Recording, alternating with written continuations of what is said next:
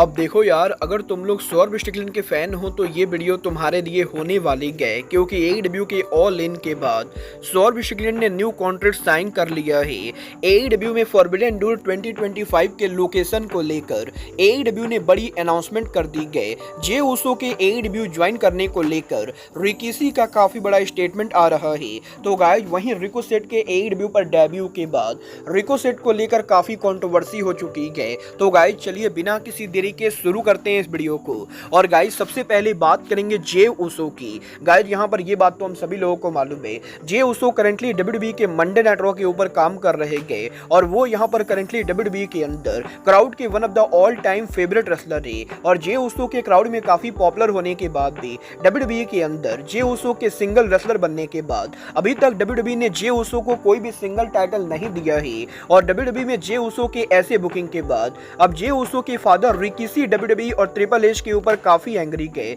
जहां पर रिकीसी का ये कहना है कि डब्ल्यूडब्ल्यूई के अंदर जिस तरीके से क्राउड जे उसो को पसंद करती गए और जिस तरीके से करंटली जे उसो मर्चेंडाइज सेल और क्वार्टर रेटिंग ड्रॉ कर रहे गए, उसके बाद भी ट्रिपल एच का डब्ल्यूडब्ल्यूई के अंदर जे उसो को मेन इवेंटर ना बनाना डब्ल्यूडब्ल्यूई की एक बहुत ही बड़ी गलती गए। और रिकीसी ये बिलीव करते गए कि जे उसो को अब यहां पर अगर डब्ल्यूडब्ल्यूई में पुश नहीं मिलता है तो जे उसो को डब्ल्यूडब्ल्यूई को लीव कर देना चाहिए और मे बी जे उसो को डब्ल्यूडब्ल्यूई के बाहर जाकर एईडब्ल्यू जैसी कंपनी को ज्वाइन कर लेना चाहिए, क्योंकि एईडब्ल्यू में जाकर जे उसो शायद यहां पर मेन इवेंटर बन जाए। और एईडब्ल्यू में जे उसो के जाने से जे उसो यहां पर मर्चेंडाइज सेल के जरिए भी काफी पैसा कमा सकते गए। और कुछ इस तरीके से रिकीसी का ये कहना है कि डब्ल्यूडब्ल्यूई कंपनी अगर यहां पर जे उसो को पुश नहीं करती गए तो जे उसो को एईडब्ल्यू भी ज्वाइन कर लेना चाहिए। वेल, डेफिनेटली यहां पर रिकीसी की बातों का कोई भी सेंस नहीं गए, क्योंकि जे उसो अब भी मल्टी ईयर डब्ल्यूडब्ल्यूई कॉन्ट्रैक्ट के अंदर है और मैं यहां पर बिल्कुल भी नहीं चाहूंगा कि जे उसो जैसा रेसलर डब्ल्यूडब्ल्यूई को लीव करके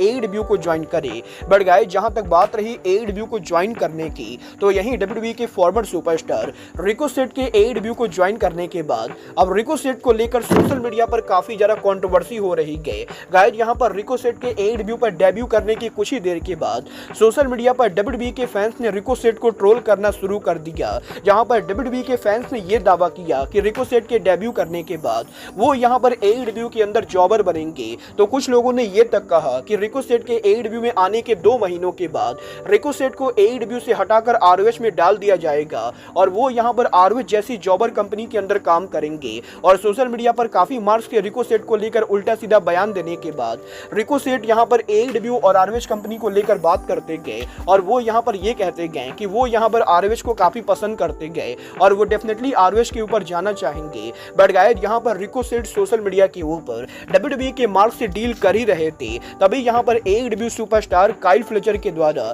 रिकोसेट को लेकर एक नया ड्रामा कर दिया जाता है। गाइस, यहां पर कल रिकोसेट के डेब्यू करने के बाद डॉन केलिस और काइल फ्लेचर ऑफिशियली एईडब्ल्यू के अंदर रिकोसेट को सिंगल मैच के लिए चैलेंज कर चुके गए और एईडब्ल्यू के इस हफ्ते डायनामाइट शो के ऊपर पॉसिबली रिकोसेट काइल फ्लेचर को फेस करेंगे। और यहीं इन दोनों के अपकमिंग मैच से पहले काइल फ्लेचर सोशल मीडिया के ऊपर रिकोसेट को मॉक करते गए, जहां पर काइल फ्लेचर ये बोलते गए कि रिकोसेट यहां पर डब्ल्यूडब्ल्यूई के अंदर स्पीड चैंपियन थे और रिकोसेट जैसे स्पीड चैंपियन को बीट करना काइल फ्लेचर के लिए कोई बड़ी बात नहीं गए। और बेसिकली काइल फ्लेचर के द्वारा डब्ल्यूडब्ल्यूई के स्पीड टाइटल को मॉक किया जाता है, जिसके बाद कि रिकोसेट काइल फ्लेचर को मॉक करके ये बोलते गए कि डब्ल्यूडब्ल्यूई के अंदर जितनी भी स्पीड टाइटल के रिकोसेट के मैचेज हुए हैं उन सभी मैचेज को एईडब्ल्यू में काइल फ्लेचर के मैचेज के मुकाबले ज्यादा लोगों ने देखा है और इसीलिए काइल फ्लेचर को अपनी औकात में रहनी चाहिए। और रिकोसेट के ऐसा बोलने के बाद काइल फ्लेचर यहां पर रिकोसेट के डब्ल्यूडब्ल्यूई की बुकिंग को मॉक करते गए, जिसके बाद कि काइल फ्लेचर को रिकोसेट के द्वारा वार्निंग दी जाती गई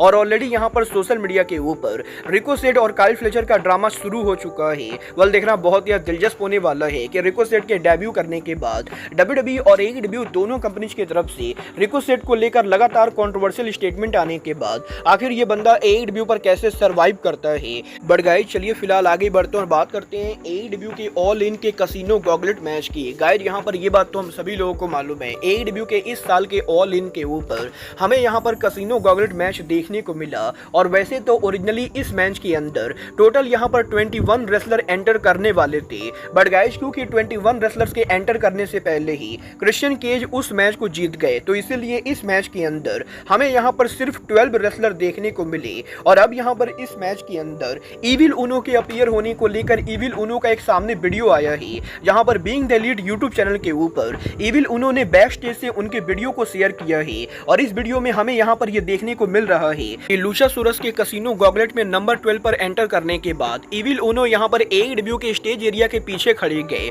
और वो यहां पर नंबर 13 के ऊपर कसिनो गॉगलेट में एंटर करने वाले थे। बट इविल उनो कसिनो गॉगलेट में एंटर करते उससे पहले ही लुचासोरस की मदद से क्रिश्चियन केज कसिनो गॉगलेट को जीत जाते गए। और बेसिकली यहां पर क्रिश्चियन केज के जीतने की वजह से इविल उनो को इस मैच में परफॉर्म करने का मौका ही नहीं मिलता है। और कुछ इस तरीके से इविल उनो ने बीइंग द लीड के ऊपर बैक स्टेज पर उनके सैड वीडियो को शेयर किया है। वेल डेफिनेटली यहां पर इविल उनो को यह पता होगा कि AEW कंपनी कसिनो गॉगलेट के अंदर इविल उनो को नहीं डालने वाली गए। बट गाइस चलिए फिलहाल आगे बढ़ते और बात करते हैं AEW के नेक्स्ट ईयर फॉरबिडन डोर की। गाइस यहां पर यह बात तो हम सभी लोगों को मालूम है, नेक्स्ट ईयर AEW का forbidden door pay per view AEW company UK में करने वाले गए। और कल यहां पर AEW के ऑल इन के ऊपर AEW कंपनी ने यह ऑफिशियली अनाउंस किया कि AEW के अगले साल का फॉरबिडन डोर AEW कब करेगी। गाइस यहां पर अगले साल AEW का forbidden door pay per view AEW original all in weekend में करेगी। और जहां पिछले 2 साल से AEW कंपनी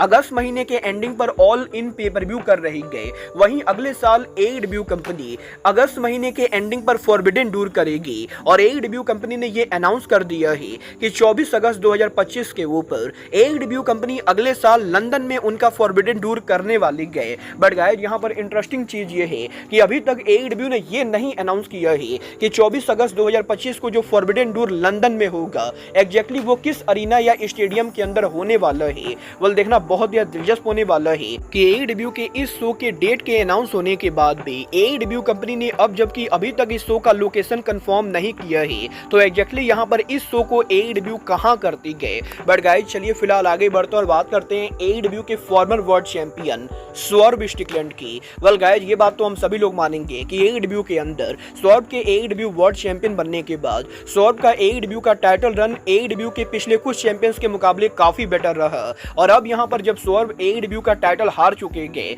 तो गाइस यही स्वॉर्ब के कॉन्ट्रैक्ट को लेकर AEW की तरफ से बड़ी अनाउंसमेंट हो चुकी है। गाइस यहां पर कल अगर आप लोगों ने AEW के ऑल इन का 0 आवर नहीं देखा है तो मैं आपको बता दूं, कल AEW के ऑल इन के 0 आवर के ऊपर स्वॉर्ब स्टिकलैंड और टोनी खान हमें यहां पर देखने को मिलते गए। और कल यहां पर ऑल इन के 0 आवर के ऊपर स्वॉर्ब स्टिकलैंड ऑफिशियली यहां पर टोनी खान के साथ AEW के अंदर उनका न्यू कॉन्ट्रैक्ट साइन करते गए। और यहां पर ऑल इन पर ये जो पूरा सेगमेंट हुआ है, ये सेगमेंट यहां पर AEW के सिर्फ ऑन स्क्रीन का ना होकर बल्कि रियल में हुआ है, क्योंकि फाइटफुल ने ये कंफर्म किया था कि स्वॉर्ब का AEW कॉन्ट्रैक्ट ओवर होने वाला है। और स्वॉर्ब के कॉन्ट्रैक्ट के ओवर होने के पहले ही टोनी खान ने अब यहां पर स्वॉर्ब को न्यू मल्टी ईयर कॉन्ट्रैक्ट में साइन कर लिया है। और अब ये देखना दिलचस्प होने वाला है कि ऑल इन पर स्वॉर्ब के वर्ल्ड टाइटल को हार जाने के बाद अब इस न्यू कॉन्ट्रैक्ट के अंदर टोनी खान की कंपनी स्वॉर्ब को कैसा बुक करती गए। वाला आपको क्या लगता है, AEW में स्वॉर्ब को दोबारा कभी वर्ल्ड चैंपियन बनाना चाहिए या नहीं? आप लोग मुझे कमेंट करके बताएंगे।